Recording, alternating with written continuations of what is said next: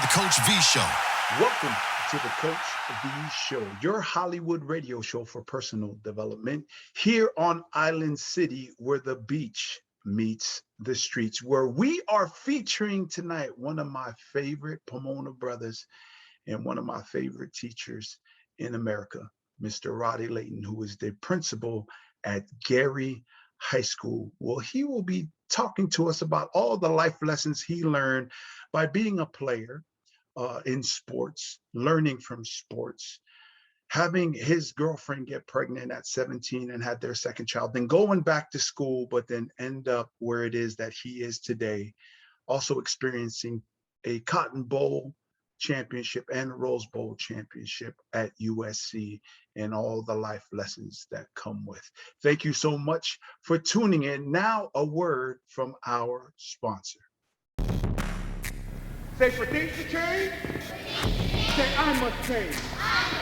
Say, if I don't change, say, nothing changes. Say, if I do change, say, everything. Who's ready to get better?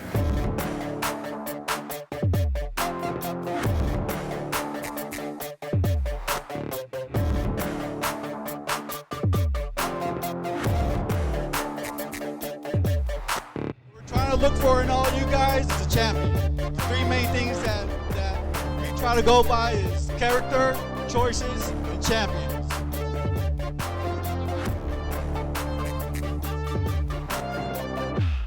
What it is that you, me, and we do for ourselves brings progress.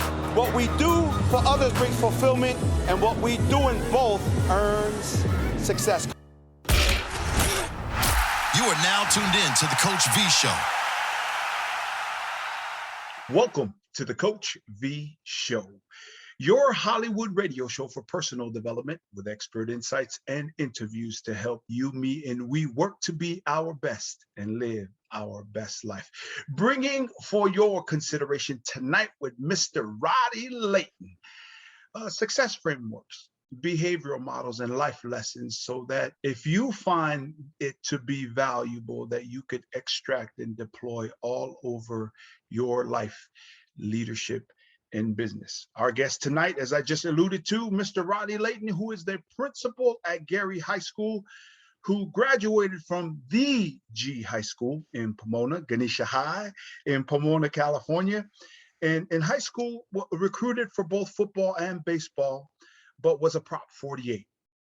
He is self-defined as a class clown of his senior class and did not graduate, and was a teenage father of two and did not read a book until he was 19 years old. After working odd jobs, returned to night school at Mount San Antonio Community College, played football at Mount Sac for 2 years, and was recognized for the highest GPA on the team. While still a student at Mount Sac, began tutoring math and found the passion to help others, and won several academic awards at Mount San Antonio College. Transferred to the USC and was a member of the 1995 Cotton Bowl champions and 1996 Rose Bowl champions. Graduated from USC with honors and began teaching career, coached softball, and guided 3 teams to place top 10 in nationals. Returned to Mount Sac to coach football, recruited and coached for former NFL great Delaney Walker, became the head coach at Diamond Ranch High School. At Diamond Ranch High School, he experienced 18 playoff games, 5 CIF quarterfinals, 3 CIF semifinals, 2 CIF championship appearances, 2 Hall of Fame game MVPs, Brandon Edwards and Gus Vermontes, 2 CIF Character Award winners, Corey Hines and Andrew Fisher, and 1 California State Heisman Trophy winner, who was Andrew Fisher. Former principal at Simons Middle School, which he was at just prior to now serving as principal at Garey High School, which got the Gold PBIS School and Avid National Demonstration School. Currently as the principal at Garey High School, founder of the 4 Pillars program, which I love ever since the first time Roddy introduced it to me: leadership, character, knowledge, and community. Roddys Reader's Book Club, providing reading books to students to build personal home libraries. He has spoken nationally to both high school and community college students. And Roddy Layton is inspired by all God has inspired. Coach V Show family, welcome to the show. Your boy, Mr. Roddy Layton. Brother Roddy, thank you so much for coming on the show. Coach V, you know, I'm glad to be here. I love talking to you, man. Every time I talk to you, I just feel like I'm a better person. So I appreciate it.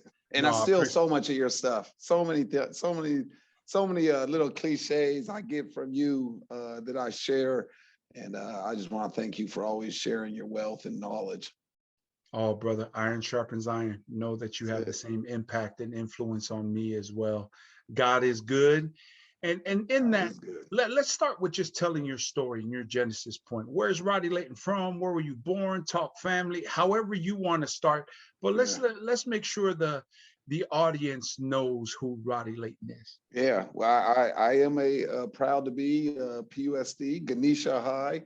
I know at Garey, they hate when I say the real G High. I'll just keep it neutral and say Ganesha High School. Not just self-proclaimed, but I literally am in the yearbook as the class clown. I did graduate though. I get to walk, but I was not an avid reader. That was one of my biggest struggles when I was younger.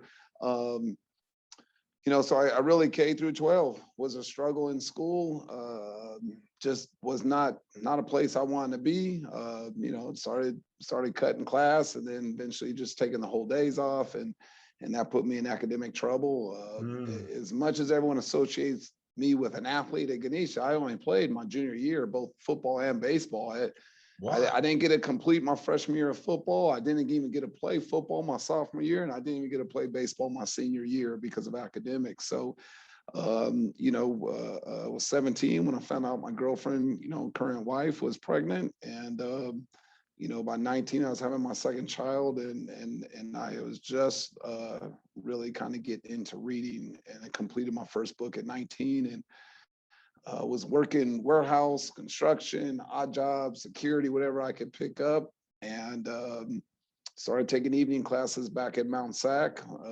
Dwayne Walker, who went on to be a head coach at the Division I level, has coached at NFL and been coordinators for major programs. He kind of convinced me to come back to community college, and then, you know, Tom Marr, then the legendary Bill Fisk. And then, of course, Evan Roderick, the academic advisor at Mount Sac. They all sat me down, convinced me to come back to school in the evening. And I thought, like, cool, I'll come back out and play football. And probably the best talk I ever had was me not talking. It was Evans Roderick, the academic advisor.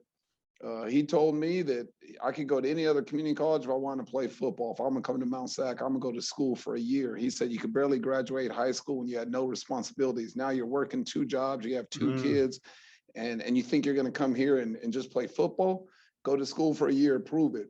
And in that year, I took 8 classes, had 6 A's and 2 B's. And, you know, from that point on, it was like, I'm never going to have a B again. And the struggles in the B, you know, one of them was an English class. I was still learning how to read and write to this day. I never learned how to write in cursive. You know, so I had a lot of catching up to do. But after that, I was reading everything. You know, as a kid, it was like a bag of cereal, so I couldn't read the back of a cereal box. But when I got older, I could afford now box cereal, so I started reading the back of a cereal box. I would read a newspaper, I'd read a magazine, and it really just became my second chance. And I really say Mount Sac probably had a bigger development on me as a young man than even USC did. And it was there that I learned how to be a student. And not just a student in the classroom, the student of the game of football, the student of the game of life. And I think I've always been highly competitive. And I realized the impact that education allowed me or had for me. It changed the way my wife and I were able to raise our children. It gave me an opportunity to travel out of state. And from that point on, I was like, I'm sure there's a lot of young Roddy Laytons with athletic talent. I'm gonna try to find them and nurture them, and because not everyone took my road, completed the hill, you know. That's right. You know, so that just became my passion. So I say one of my turning points though was there was a newspaper article in our local paper that was kind of covering me all the way through high school, and it was a "Where is he now?" And I remember at the time I was working 2 different jobs. I was on my second job on a weekend, and when I say I can't read, I mean, I struggle, but I could read enough to get through the paper and know what it was saying. But I just felt like it was a public display of just people saying what a waste of talent. And I felt that was my rock bottom. I had a couple of friends pass away, incarcerated, had two family major incidents. My brother got in a motorcycle accident, becoming a quadriplegic. It was just, everything crashed down so hard that when I had the opportunity to go back to a community college in the evening and start working back up, sometimes when you hit rock bottom, that's the best place to be, because you know what that rock is? A strong foundation. And I found the Lord at that time. When you hit rock bottom, that's a good foundation. It's not on soil, it's not on dirt, it's not loosened up. You're at the bottom. So everything you building, everything you erect from that point on, it's on rock foundation. And, I found my rock, and that was it. And I got to contribute. I had a lot of support. Obviously, my wife, she's been the biggest pusher in my life, my best friend. My parents came in and supported, my in-laws came in and supported. To have coaches and professors at Mount Sac, and then later at USC to encourage me. And when they inspired me, I think that I just always want to give it back. I used to say I took 13 years out of the public school system, kindergarten through 12th grade. I used to always say, I'm gonna work 13 years and give it back. I'm now on my 27th year. I love it. I woke up at 4:27 like I do every morning. I love it. I wake up excited. I'm ready to go to work. Where some people like, this student doesn't care, they're not trying. I'm like, that student cares deep down, because that student is me. I know that student. So I love what I do. I love it. That is awesome. Let's start with probably a relationship, because I met your wife, huge fan. What an amazing person. You two are just amazing folks, great spirit, great vibes, good energy, good smile. I mean, all of that. Yeah. So how is that? How is having you two go through like this? Oh, damn. Yeah. We're expecting a kid. Yeah. Now you guys have grandchildren, house. Where are you guys living now? Where you guys living? We're in Eastvale. Eastvale. I know where that. There was no suburbs. Eastvale when we were kids, right? Yeah, I mean, that's right in between the western border of Ontario and then probably Norco, right? Somewhere around there. Corona, Yeah, Corona area. Yep. So you guys got a house now, but started off in an apartment probably in Pomona or Montclair, right? Was it Montclair? Yeah. But we've lived in multiple homes in Pomona. We lived in an apartment in Montclair. Yeah. So talk about that journey, man. I mean, and you guys have stuck with it. You guys, after going, or like that oh shit moment, right? Yeah. And then you had two. You were working multiple jobs. Yeah. How was that relationship? You know what?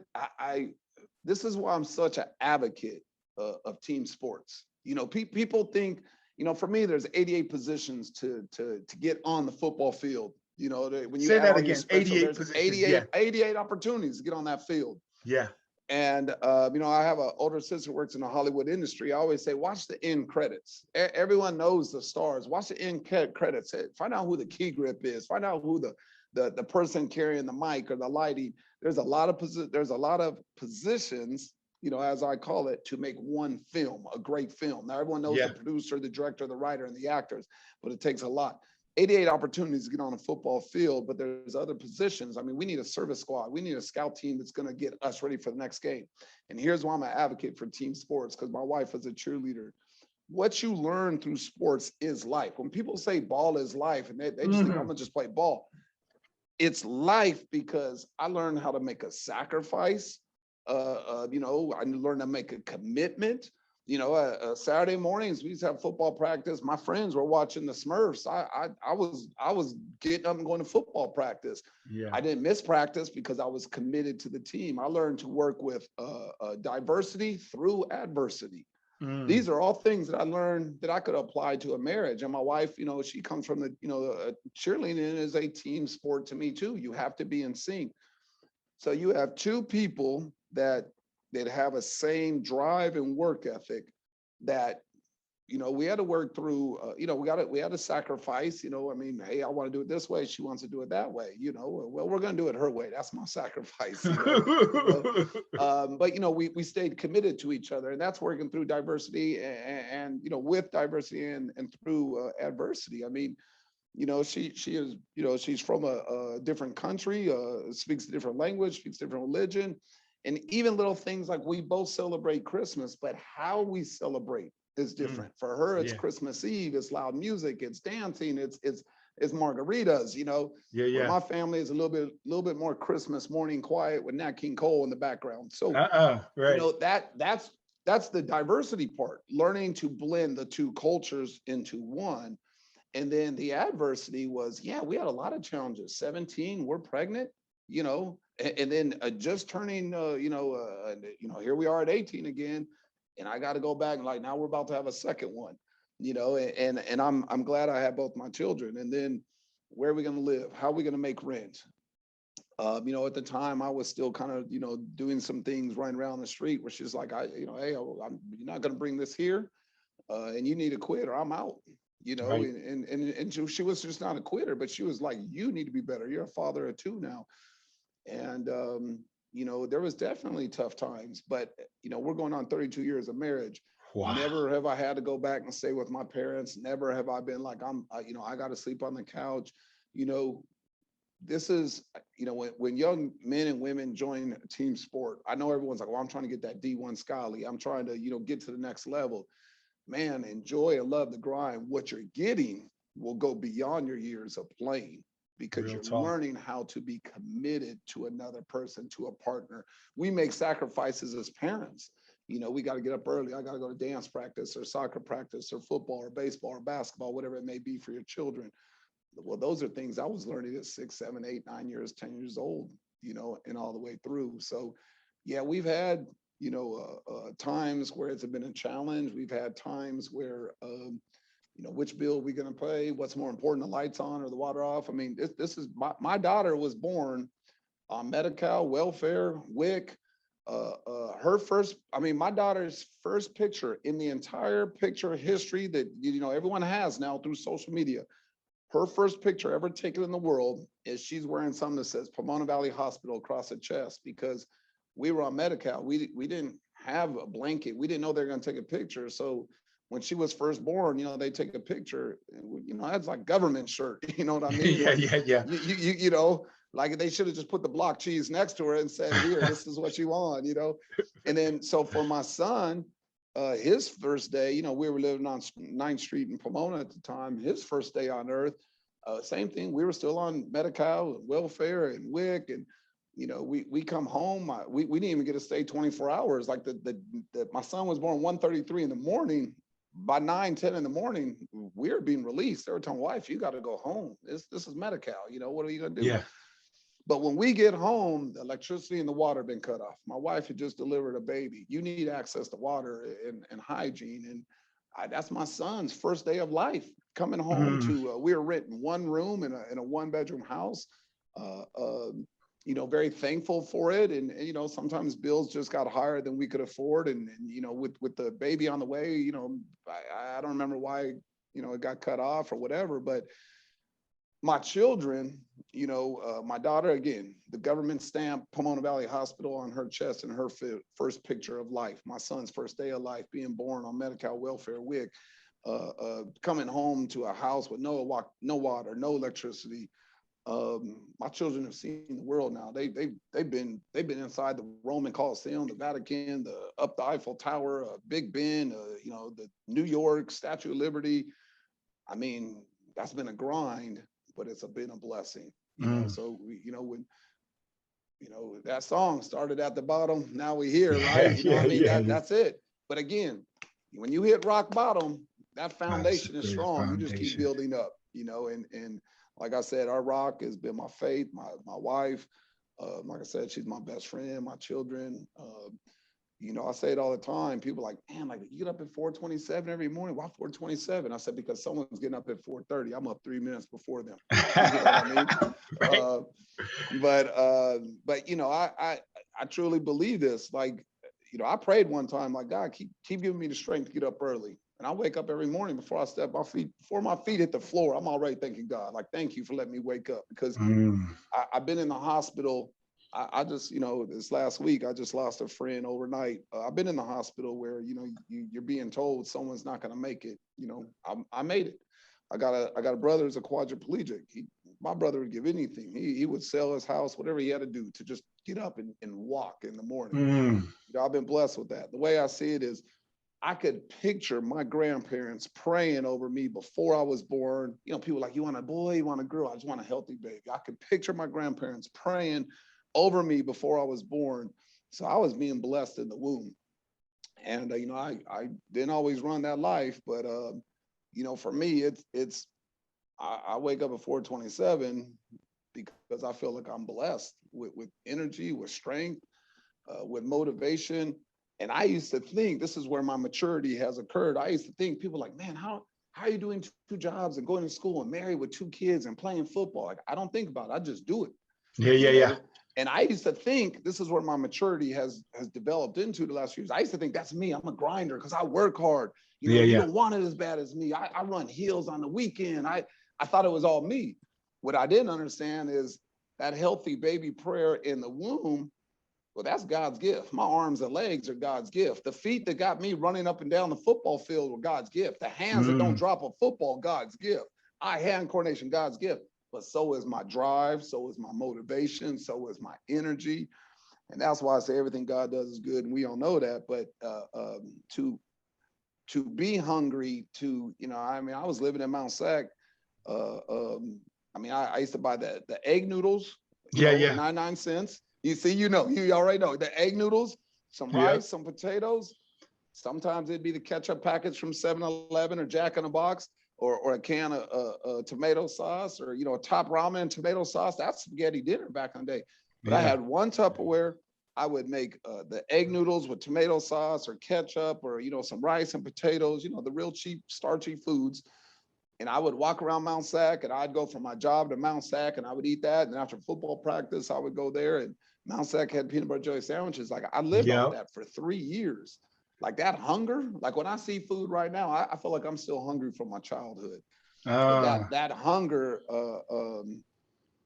just turned to desire. And that desire was like, I'm gonna be, I can only maximize, even though, I've been blessed with athleticism, but I could only maximize so much with my height and my weight and my strength and my speed. But my mind, I felt like there's no limits. And that's when I learned to not be a coach and see the game through a player. I'm saying not to be a player, not see the game through as a player's eyes, but then it came through a coach's eyes. And through a coach's eyes, there's no restrictions for me. I could learn anything. Now it's inspiring the youth. I know you want to go to this college, but you have the grades to go to this school. I know you're struggling right now, but look, there's still a pathway. We could get you through community college and get you right there. And like I said, I wake up every morning super excited. Even if it's like not even working with athletes anymore, I'm the principal of an entire school. We got band, we got drama, we got cheer, we got Avid. I mean, I wake up every morning. I'm, like I said, I'm excited. Yeah. So, yeah. Did you play for Norvell as well? I did. So I played with Coach Dave Huey my junior year. Yep. I am a part of a program that ended the streak of the number, I think it was 18 years straight, Ganesha had made the playoffs. So I watched Coach Dave Huey win a CIF championship. And then my junior year, we did not make the playoffs. Now, I had a great year. I was all league, all Inland Empire, all Valley, all this. And I wasn't even happy because, we didn't win. Yeah. And then my senior year, Norvell returned, and we went back to winning. We got back in the playoffs, and Coach Dave Huey was an inspiration for me. It worked well, but I did play under Garey Norvell my senior year. And, I got to play under him. And like I said, at Mount Sac, the legend, Bill Fisk, rest in peace. I got to play with him, and he inspired me. And then I got to play under John Robinson at USC. At the high school local level, Garey Norvell is a legend. Yes. At the community college level, Bill Fisk, Mountie Bill, All-American USC, grandfather, his dad was a All-American USC. I mean, to be a part of Mountie Bill's, I got to play for him and coach with him. Mhm. And then, you know, USC to be in John Robinson's second tenure. I mean, you're talking about at every level, whether it's the local high school level, the community college level, the state level, or a national collegiate level. I got to be on the sidelines of some really good coaches. And John Robinson told me, I'm lucky. He said, see, you're like me. He played at the University of Oregon. He said, I hardly got on the field either. That's how I learned how to be such a great coach. So we used to joke with that when I was standing on the Right. sideline next to him, you know, because I was doing a lot of watching at USC, you know, I was doing a lot of observing, you know, I was in uniform, but a lot more observing than I was playing. Yeah, yeah. Well, what are some life lessons? Because Norvell was the first guy as well that saw something in me that I didn't see in me. And it was pretty crushing at first for me because Penn and Yona, Eric Jennings, you know, Eric Jennings is an Yeah, you play. All-American at Mount Yeah, Sac, and yeah, he went on to A&M and Yona. yeah, I mean, legends. I mean, these guys are yeah. legends at, Oh, yeah. and they were all playing, you know, starting on varsity as a sophomore, and Norvell said, "Oh, you know what? You're not ready yet, and Yeah, you don't have that much experience. We're gonna put you at JV." So all my boys were playing varsity, and that crushed me. yeah, And then he goes, hey, you know, we're going to play you on varsity, you know, the third game. And he was a guy who just challenged me. And he goes, you're going to play a stand-up D end at 5'9", 150 pounds. I had that Thurman Thomas, but I yeah, mean, yeah, it was just like Norvell was just that guy for me, you know, the silver yeah, fox that yeah. he knew. And I had like two assignments. It's just like, go hard, whoever has the ball, go tackle him. That was space because I didn't know football. I only Yeah, played my yeah, freshman year. But talk about some of the life lessons, because you mentioned some all-time greats, yeah, right? I mean, you Norvell. I mean, Coach Huey. He didn't.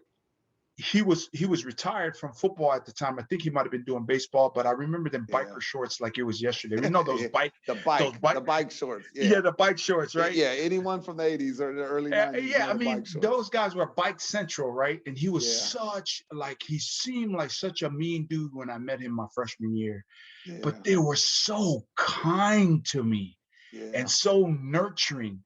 But then Yeah. Norvell would be so nice and joke around and cordial and all that, and he'll get on your ass in a minute, Oh, in a right? minute. And then you brought up Evans Roderick. Talk about this whole mentorship that you are now Yeah. and how so much of that for a lot of us have come through our journey of the people who mentored us. Yeah. And I didn't even realize it at the time. Yeah. Am I right or wrong, Roddy? No, Right? no, you I nailed didn't it. even realize that the Yeah. kind of lessons it is that those guys, you know, Roderick calling me knucklehead Yeah. and Yeah. walking into the locker room starving and there was some peanut butter and jelly. You know, they just had the bread there and you had to take the knife and make your own peanut butter and jelly. But you know what I Yeah. mean? All of those situations really mentored us and guided us to where we are today. Talk about Without some of doubt. those Without people and doubt. Well, how they were a it's funny mentor for you. because when you say names, I can think of like specific things. So Coach Huey did a lot. You know, my junior year, like I said, I had a really successful year. So he helped with the recruiting process. So I remember SMU was getting their program back, and they Yeah, were yeah, yeah. big. You know, I was getting a lot of schools here at that time. You know, the University of Oregon had a white helmet, the letter O with Donald Duck poking through it. You know, and I remember thinking like, you know, like how are you guys even the Pac-10 at that time? Yeah, yeah. You know, things have changed now. But Coach Huey really kind of helped with the recruiting process. When he got let go, you know, I was going to miss him. And Norvell came in, and well, at this point, I feel like I'm the only returning player that was all league, all Inland Empire, all Valley. Like, you know, the newspapers are following me right now. And I remember we were like 4 or 5 games behind, and I had Claremont was like #1 in the state. I had shut down, you know, I played corner receiver. So whoever the star receiver was, I was lining up on them. So not only was I trying to shut you down for the team purpose, but I'm trying to shut you down because I'm trying to lead the Valley in receiving. Yeah, So yeah. Yeah, I yeah, yeah, felt like yeah. I had, you know, the Claremont receiver had 1 catch. You know, went over to Chafee, their top guy. I think he only had 1 or 2 catches. You know, so I mean, you know, I was being recruited for both, but Norvell wasn't putting my information in. So I kept getting to him. So one time I kind of got mad and exploded at him. He threw the papers. He said, if that's all you care about, you call the newspapers. This is a team sport. Yeah, And I knew yeah. it right away because my dad had raised me. I mean, my Pop Warner team, I mean, we had Mazio Royster went on to the NFL, Claudius Wright ended up going on to the NFL, Marcus Royster. I mean, Derek Zadarstik, we had, I mean, talent all around me. And you know, and I was just one of the players. I mean, there was great talent all the way around us. But my dad had always raised me as a team sport, and I knew that. And I think Norvell reminded me of that. This is a team sport. And I think I was leading into it's about me. And then I got up like a lot of 16, 17-year-olds. It's my scholarship. Recruiters are coming to see me. I got to get these stats up. And I wasn't happy my junior year we didn't make playoffs because with all my success and all my stats, it's hard to be happy on a bus ride home. You just lost because you had a good game. So Norvell kind of humbled me and he checked me, you know, and I remember he told me one time, "You're lucky I let you on the field. You're barely an athlete." I mean, I felt like, dang, but that's Garey Norvell. He would say those sayings, man. But you know, he chopped me down, reminded me it was a team sport. Evans Roderick did a lot for me though for mentoring. Knucklehead. He loved that phrase. Oh, that you knucklehead. You these knuckleheads. If I say heel on the line, it's your heel, not your toe. And you know, but you know, first time I met him, I kept responding with yeah. And he would say yes. I was like, yeah, yes, like yeah, like he was like, the word is yes. Like he had to tell me that. And you know, I remember he told me one time, I was tutoring someone, the student got a C. And he said, that's the worst thing could happen for him to get a C. I said, what are you talking about? He passed the test. He said he didn't even make an effort. And now he thinks he doesn't have to make an effort. He can pass a test. Right. You know, it's those little things. And he did a lot to promote me academically. Bill Fisk, you know, no excuses, you know, on his hat, play hard, no excuses. Yeah. But that mindset of no excuses, you know, I mean, again, that's a life lesson. You know, no excuses. Like, you know, who's in charge of your happiness? Who's in charge of your income? Who's in charge of your, yeah, we could talk about there. I'm not going to debate, do we have certain things wrongs in, you know, in this community or country? That's all there. No excuses though. Like Fitz doesn't want to hear, oh, coach, well, my car broke down. There are no excuses. You weren't here at practice. You lost out on a rep. You hit the hill. Second string. Hit the hill. Hit the hill. Magic Mountain. You know. Magic Mountain. So, hey, by the way, let me tell you, when I became a coach, I used to use Magic Mountain, and because to me, climbing a mountain is like a life. So here's what I used to do with Magic Mountain. When I first went up there, I ran Magic Mountain so much. I used to do it on my own because I just wanted to build speed. So when I first started coaching, I would we would do sprints, and I said, I'm sprinting to the top. I'd run all the way up. I got to a point I could make that all the way to the top, you know, and for people, for the viewers that don't know, like this is a hill, the incline was so high from the bottom, you couldn't see the top. And then it would kind of go up and flatten up and then go up again. So even when you got on that little crown, you think you're there, then you see the second half of the hill. You still got more to go. So I used to sprint up that, but here's what I would do. And it was a life lesson. Once I could get someone to the top, I said, if you can follow me to the top, I'm going to tell you the secret. And no one could get to the top. Mentally, they just couldn't get there. So every once in a while I get one or two. I said, you know what the secret is? I said, what? I said, when you make it the second time, you'll know. So then they would maybe the second time, I said, the secret is, man, it's all in here. It's not your legs. It's convincing yourself to push through. But what I started to do was, once I could get enough people to get up there, I said, here's what we're going to do now. Those that aren't making it, I need some, you know, to hear about it.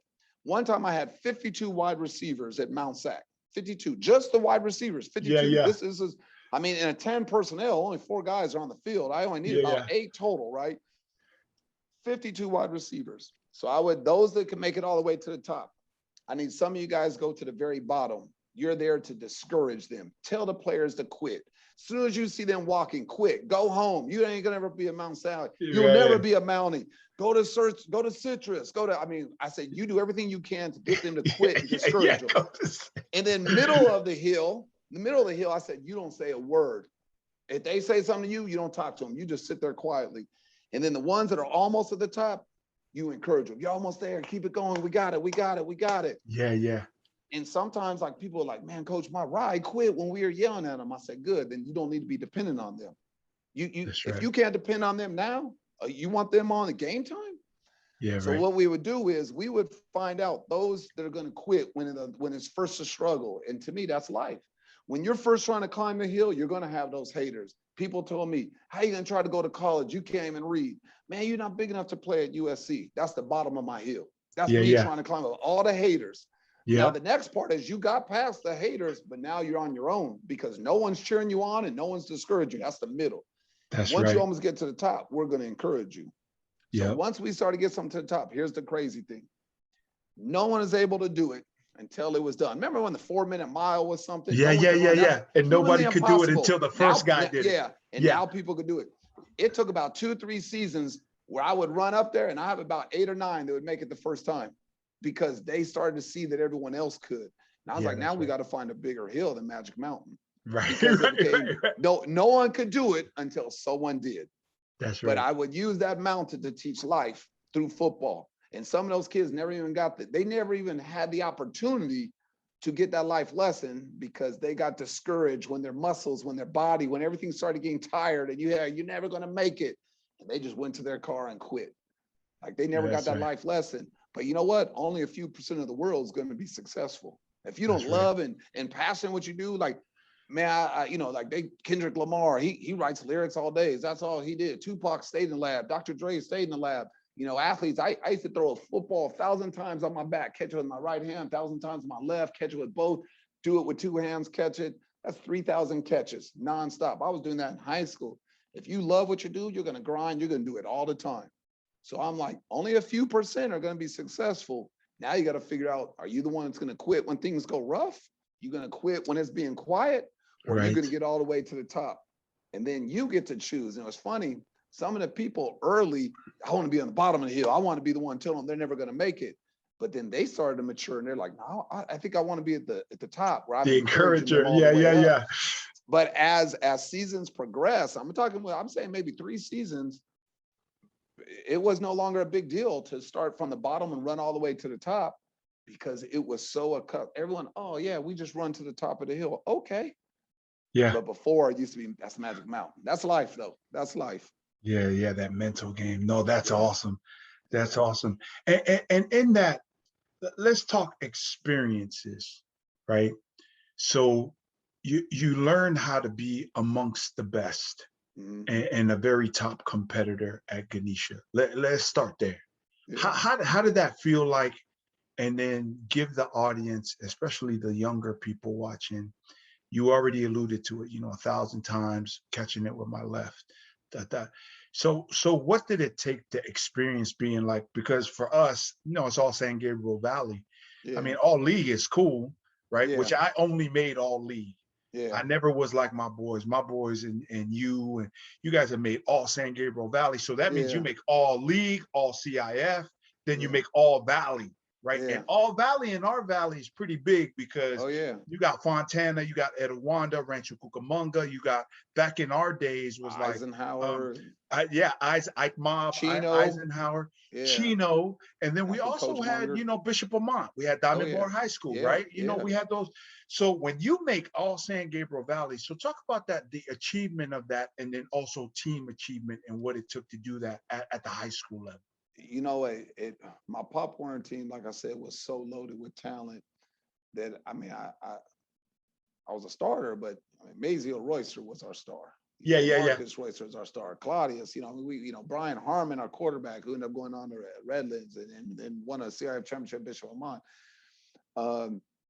So when I got to high school, my freshman year, I'm the little white guy out there. Like, who's the little white guy playing receiver and corner, And they used to call me white receiver instead of wide receiver. Yeah. And I remember I got a number 82 my freshman year. I was like, 80, that's an ugly number, but I guess Mike Renfro, I think, was our freshman coach, a Cowboys fan. That was the only wide receiver he could think of. But I remember there was one game where they threw a ball and I was between double coverage and that thing, sailed over. And again, like I used to, to play catch by myself all the time. But I came down between 2 guys and scored. I remember the other receiver came running over and said, "You trying to be like me now? You trying to be like me?" And in my mind, I'm like, "Man, you haven't made this catch one time, But that was our freshman year. But I didn't even get to finish the school. I didn't even get to finish my freshman season. So then my sophomore year, I was academically ineligible. So I tried to go out and be like, "Hey, can I practice until my grades come up?" They're like, "Nah, no." So I didn't even get to play my sophomore year. So my junior year, no one really remembers me. No one knows me. And here I am again, like, who's this little white wide receiver out here? And I had Dottie, man. Willie Warren was, I mean, let's just be real. If you got two wide receivers, you got Dottie, who's a track star, African-American track star, and you got a white guy. Even I'm as a white coach, like, oh, the white guy, So poor Dottie, man, I felt like all my stats come because they were bracketing Dottie. He double team, he's a senior, he's a track guy. We know him. So, a lot of that success as they came, it was weird because I was never the Pop Warner success. There was much better guys than me. But that year, I remember Derek Zadarstick, him and I were 1 and 2, and he had like 0.1 yards per catch more than I did, and he was at Bishop Ammont. But like that was my teammate I was competing with, and then his quarterback was Brian Harmon. That was my teammate in Pop Warner. So, when my friends went to Diamond High, those were my teammates in Pop Warner. So, it was constantly a compete with them, and I really didn't know how to handle, in high school that kind of, there was no social media back then. Yeah. Having college recruiters call me and call my house and come to the school and visit. I mean, honestly, I verbal to Colorado. That's where I was going to go out of high school, but I just didn't have the academics. I didn't have the 2.0, but I wasn't ready mentally. And it was just, it was cool reading and seeing your name in the paper. I just couldn't handle it. I just didn't know how to. And, I felt like, looking back now, I remember I was at my Montclair apartment, watching Colorado beat Notre Dame and win a national championship. I'm like, man, that was with Eric Bieniemy and those guys. Eric Bieniemy, JJ Flanagan. Yeah. So, I remember just watching it. And I didn't say anything to anyone, but I thought like, man, that could have been me. Yeah.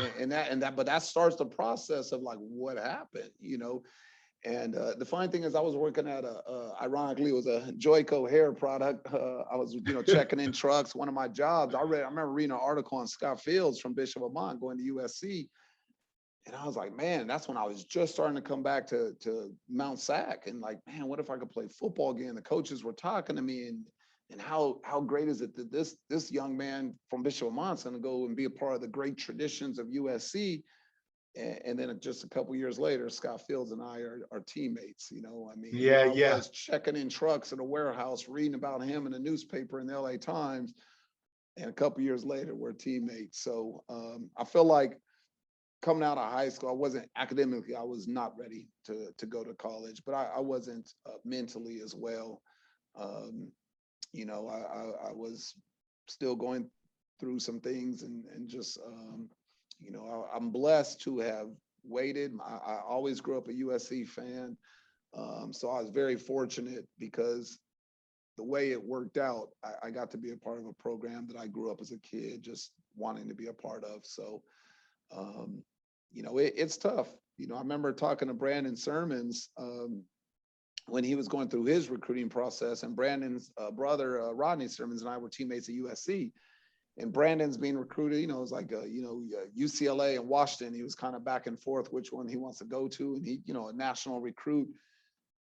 I think Boise State came through and, offered him.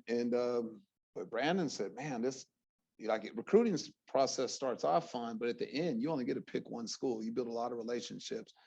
And I remember we sat at the Islands restaurant in Chino Hills, kind of doing like a pros and cons of each school and which one he would go to. And I remember we called Osar Rashawn, who at the time was, at UCLA and getting his input. And I remember Brandon said, man, recruiting was fun. In other words, it was getting real. Yeah. And, a lot of people want that big national attention D1 offer, but you're talking about 17-year-old kids. It's a lot of pressure.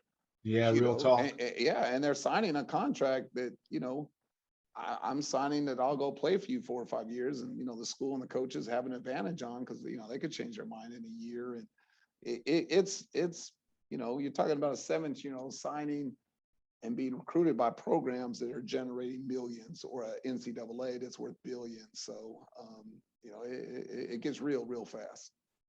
And then, so I mean, and then name some of the players you played with while you at USC. Oh, you and mean then, my teammates? My yeah, teammates, because the guys I play with, no one would know, but my teammates. No, I yeah, mean, Keyshawn Johnson would be the big one. I mean, number one yeah. overall I mean, draft pick. he's on First Take all the time Yeah, now, yeah, right? yeah, And then so like you and Keyshawn, you win a Cotton Bowl championship and a freaking Rose Bowl yeah, championship. yeah, So you yeah, go from working and reading about some cat in the papers. You got 2 kids, you're married, you're trying to figure things out. I mean, it's yeah, just like you're building this plane that flies, but you're still missing yeah. a wing, And, right? and I didn't know that I had actually built a jet. Yeah, You know, and then you like, land yeah, at SC, and it's yeah, like you and Keyshawn out there playing wide yeah, receiver. Talk yeah. about how that feels like, Ronnie. I mean, it's funny when you're there and you hear about some people, you read about on the paper. I mean, USC, you got the highest profile athletes in Southern California there. And then Yep. we had some recruits that we landed a couple from out of state. That was big news. As a child growing up, I mean, my first memory of a USC running back was Ricky Bell, and then Charles White, and then Marcus Allen. Yeah, Marcus and Charles. And Charles White was, matter of fact, the first time I met Marcus Allen, he was the fullback for Charles White. I shook his hand like, yeah, you're Marcus Allen. I get it. Get out of my way. I'm trying to get to Charles White. Yeah. You're 33. I get it. You're the fullback. I'm trying to get to the Heisman Trophy winner. Yeah. So I, as a young kid, I actually big time Marcus Allen because I wanted to go meet Charles White. Charles White was the running back coach. So here I am with John Robinson, who I had watched. I remember John Robinson left USC, went to the Rams, took him to the NFC Championship. Came back.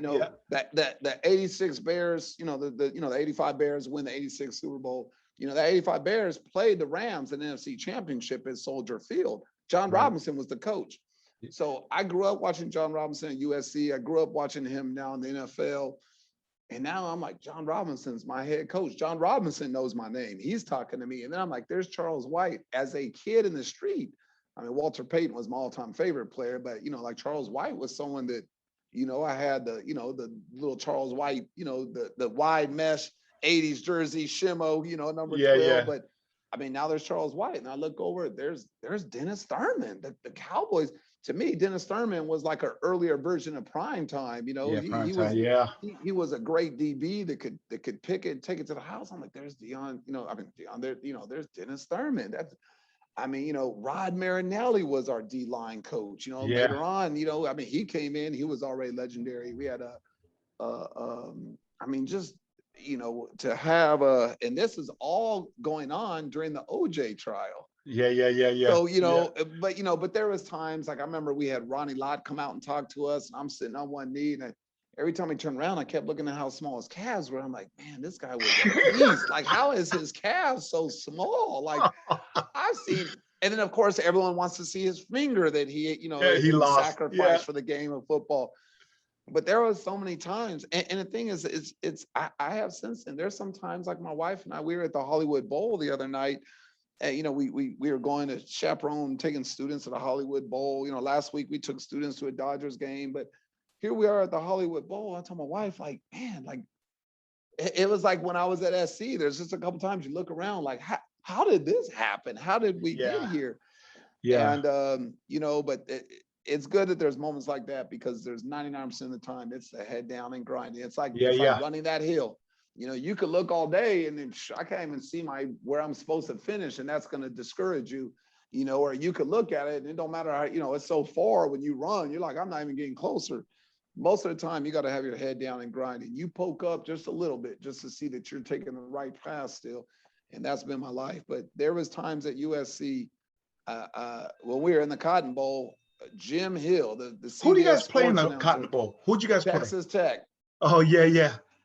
Zach Thomas, the All-American. Oh. So here's the thing. Like if someone has that game, so here's end of the game, I finally get to play, right? So I'm convincing Matt Koffler, who, him and I are in the game. So, the game has won. We're supposed to run the clock out. And the whole time I'm telling Matt, hey, throw a fade, hit me on a fade. No, we'll get in trouble. Like, what I can do is the end of the year, like, hit me on a fade. Try to, I know we're supposed to run the clock out, but everyone in the stadium knows we're going to run the ball and run the clock out. No one's going to expect the fade. But anyways, there was a play I'm gonna have to crack down, and I see, you alert blitz. So I'm going next level. Well, that's gonna be Zach Thomas. Well, he was an All-American. We all knew. Oh, Zach was So, this short little brick yeah. house, right? Brick, So, Coach big V, old neck. in my mind, I'm about to ear hole Zach Thomas. This is gonna be dun-dun-dun, dun-dun-dun, right? I'm like, this is gonna be on Sports Center. Man, I ran, and the faster I was going, the closer I get. I remember just hitting him and feeling my eyes open. So I had obviously closed my eyes when I hit him, and I thought for sure he'd be on his back. He did one of these to me, like So you're playing in a big arena. When you walk back, you could watch the play on the big screen. The big screen, yeah. And he like read the play, saw me, shrugged me with an arm, and then I could see him do this when they cut it. I said, "Oh, I thought that was gonna be my moment of glory, knocking Zach Thomas out." But and then who did you guys play in the Rose Bowl? That Zach Thomas is a beast. Played with Zach Thomas Dolphins was. for Yeah, over. He played with Dolphins forever. And who did you guys play in the Rose Bowl? After the Cotton Bowl, actually, John Robinson said that linebacker is good. He's going to the NFL. Rose Bowl, we beat Northwestern, and that's the Cinderella year they had. We thought we were going to play Ohio State, and we, they lost. I think Michigan beat them at the end, and so Northwestern and them had the same record. And Northwestern had been a while, so Northwestern Cinderella season, we play Northwestern, and I remember the day before the game, John Robinson, Charles White. I mean, John Robinson is one of the greatest speakers I ever heard. I mean, he would get you pumped up to go to just practice. Yeah. But he walked us down the field and described play by play of the Rose Bowl that Charles White was in, and we were on the one. He said, right here, Charles, young Charlie White jumps over the top and scored a touchdown. And I've seen the play so many times in the highlight reel, I knew exactly what it was. And John Robinson, by this time, everyone circled up. He said, you're going to lose the watch they gave you. We're going to win the ring, and you're going to lose that ring, but you will never forget the memory of winning a Rose Bowl. And man, that was it. Like Keith Jackson, the Rose Bowl, the granddaddy of them all. Yeah. And it's funny. Like I don't wear the ring. It's so big and uncomfortable. Every once in a while, I'll put it on, and like, oh man, you weren't even a starter in that game. I said, look, that's where I truly understand it's a team. This is why I say you go to a Hollywood movie, not everyone's the main actor, producer, writer, director. It takes a lot of people to make it successful. But I could tell you, I wore that number 9 jersey for Northwestern all week, and I ran my butt off for them, and I was getting our defense ready. And we were on a pump block and a couple little things here and there, but for the most part, like everyone who was a part of that program, I don't care if it was the trainer, I don't care if it was the GAs, the coaches, the starters, the non-starters, everyone contributed to the success of that program. And that's life. When you could surround yourself, I mean, some of the athletes that I've been around, the success that I've had both with football and softball, I've been blessed to be around just great people who have a great drive. And I say this all the time, like, if I'm gonna start a brand new school, I'm starting with teachers, and I'm gonna find those that have that same passion with me. If you're gonna start a business up, you're gonna start a company up, you got to find people that are just like you, that like, look, this is what I do 24/7. What's your hobby? This is it. This is my hobby. This is my career. This is my love. This is it. This is what I do. This is me. Yeah. And I really say a teacher is more who we are than what we are. It's deep down in here. So, I think like someone that's passionate about whatever they do, it's more of who they are than what they are. Man, that's awesome. Yeah. We just threw the entire Coach V show outline out, and we just started jam session. So let's get to this though, because I do want to get to this. So what is Roddy Layton's message to the world? Man, learn how to serve each other. Say that again. Learn how to serve each other. Learn how to serve each other. We forgot how to do that.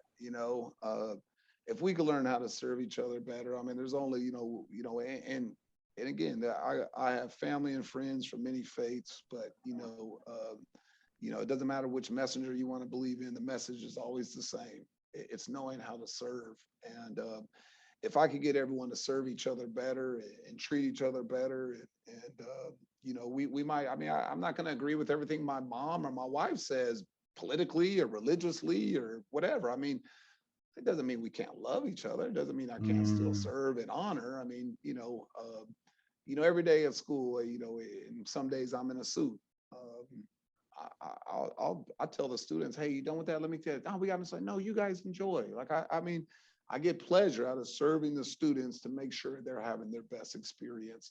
And in the world, man, like I mean, I just think if we learn to serve each other better, know that we're here for each other, um, you know, a good friend of mine, Tim Noyes, I've known him, since childhood. And it's funny, here I was a little kid. He's like, you ever been, I'm spending out his house, you ever been saved? And as a young kid, he was saving me. He went on, he's going to retire soon. He's one of the chiefs of the highway patrol in the entire state. But I remember as a kid, he told me to find true joy in life, and this is around Christmas time.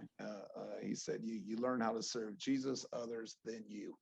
And that's the acronym. And, I just feel like there's been a lot of my life where I feel like it's been about me. And once I learned to push away from that, I got to a point at Diamond Ranch where I was like, man, they would say Roddy's Panthers or Layton's Panthers or Layton's team. And I'm like, man, I don't want that title anymore. This shouldn't be about me. This is about the players. This is about the boosters. This is about our quality control. We never said water girls. They were quality control, Right. Yeah, but yeah. it was about everyone else. And I think just with maturity, I started to realize like, it's not about me. It's about someone else. So. No, I love that. I love that. In that, well, what are the projects right now that we should be looking out for, and how do people get a hold of you? Well, I'm still continuing the Roddys Reader. This is a program, a lot of our children right here in the city of Pomona, we're one of the hardest hit cities in the county of LA County. And a lot of our young students didn't have access to the libraries inside the schools, didn't have access to the Pomona library, and they wanted to read. So Emmett Sherrill, who was my elementary principal, has been mentoring me for 40 years. I was buying books on my own, so we could have students read. And he connected me with someone who connected me with another one, and I started working with the organization, and then we really try to connect to our students who have a passion about reading and building home libraries. So that's a project. My 4 pillars. The 4 pillars, this is the school. I you're the thumb. So if I'm giving you a thumbs up, that's like, hey, I believe in you, but put yourself in the school. And we got a 4. So, it's a leadership. We're leaders on and off field, in and out of the classroom, in and out of the school. Character, if you got to use this, this kind of language towards the people around you or towards your school or anything else, you're not showing your best character. The ring finger is knowledge. We're always searching for knowledge, always trying to, be and student learners for life. And then our pinky is community. We want to support the community that supports us. So really what I'm saying is like, we're always going to be good leaders with great character and search of knowledge that embraces our community. And once we do that, we're a mighty fist. So our 4 pillars, once you embrace it, we're a mighty fist. And that's how we're going to become powerful as a community, as a culture, as a society.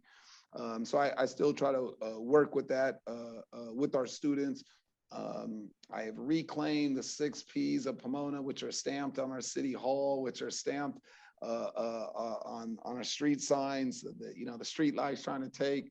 But the 6 P's I'm trying to implement, district wide, run a program where we could have all our students from Pomona Unified be involved in some type of athletic supports program, mentoring, working with Charles Brown, one of the, Coach V's guests. We'll get Anthony Rice involved sooner or later. He's one of Another guests. Coach V guest. Yeah, I see you guys. guest, Pomona boys, let's go. And both of us are being mentored by Rocky Sato. That's our Bible Club on Wednesday. Another one. And we got to get Osar Bashan, one of the newest Chick-fil-A owners, former UCLA football Shout out player. to Osar for that. Shout out to Osar for that. He's doing big things.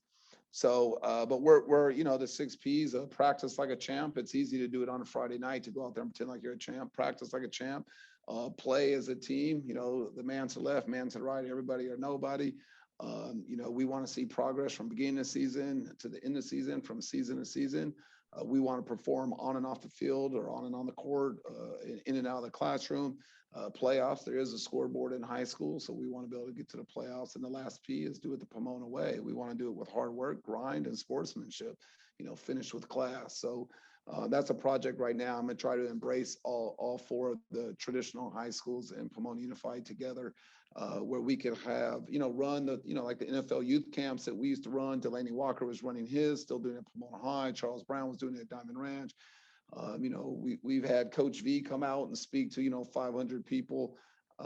You know, you're very motivating, uplifting. Everyone always remembers you. I feel like we put in 2 days of work. You come in for 30 minutes and steal the show, but you know, that's why we have you there. Oh man. And but this way it's benefiting our students, and at the same time sending the message that, you know, we're here to serve others. So you know, those are the big projects. And then, you know, I got individual school projects, but we don't got that much time, Coach. We've been here for almost an hour. Yes, sir. Yes, sir. So we got about 3 minutes left. What about shout outs? Well, first and foremost, you know, you know, well, God, but you know, everyone says that, but you know, my wife, and you know, like I said, she's my best friend.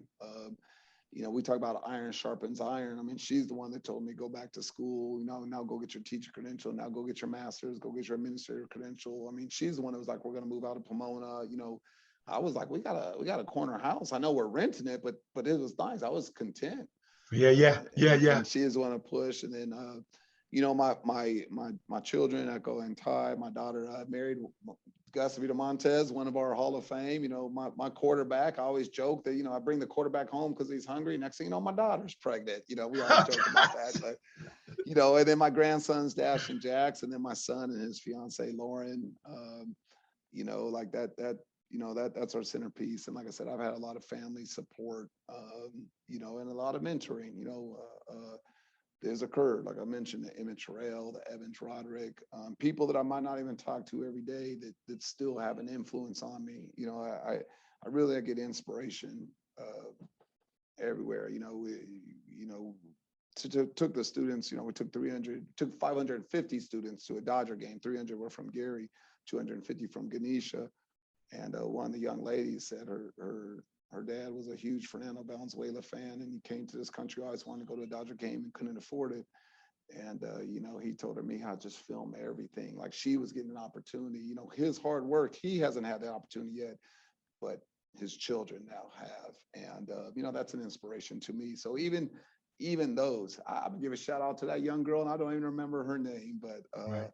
You know, and of course, I'm gonna give a shout out to you, Coach, because you know, you inspire so many people, and you know, the businesses, I know why they bring you in, because you do a great job getting people to zero in.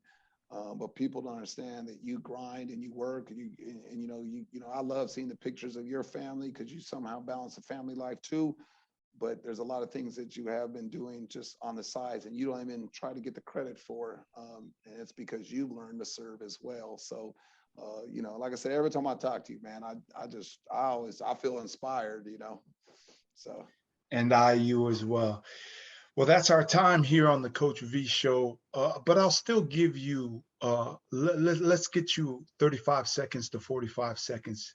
What is the final word from Roddy Layton on the Coach V Show? Man, I don't know. I do it 35, 45. Like I said, let's learn to serve each other. Learn to hate someone. I know that sounds crazy, but you know, even the most evil people you don't like or something else, when you get to know them, you say, you know what? Now that I understand them, they weren't really evil. They were just maybe hurt as a child or something else, but they're still good. And it's very difficult to learn to hate someone. Once you get to know someone, you'll find good in them. Look for good, and you'll find the good. Sometimes if they got more bad than good, bring that good out of them. We're here to serve and inspire. So, you know, find the good in someone and then make it great. I love that. Thank you so much. And to the audience that's usually used to a certain outline, once Roddy started speaking, I'm like, man, we're just going to flow with this. So thank you so much for continuing to tune in. Whatever platform it is that you are, whether on YouTube, please subscribe to the channel. You can catch us here on Facebook Live every single Mono Motivation Monday and on the Dash Radio app. Just click Island City and you can tune in to us every Mono Motivation Monday. So for Roddy and I, here's something to think about. It's just not for the sake of achievement and success that you tune in here, but really for the sake of being your best. In doing so, you realize the best of your abilities and that everything and anything that you dream and work for can be achieved. This is how Mr. Roddy Layton, principal at Garey High School, I'm going to say Ganesha, at Garey High School, and your boy Coach V lives, all about faith and family.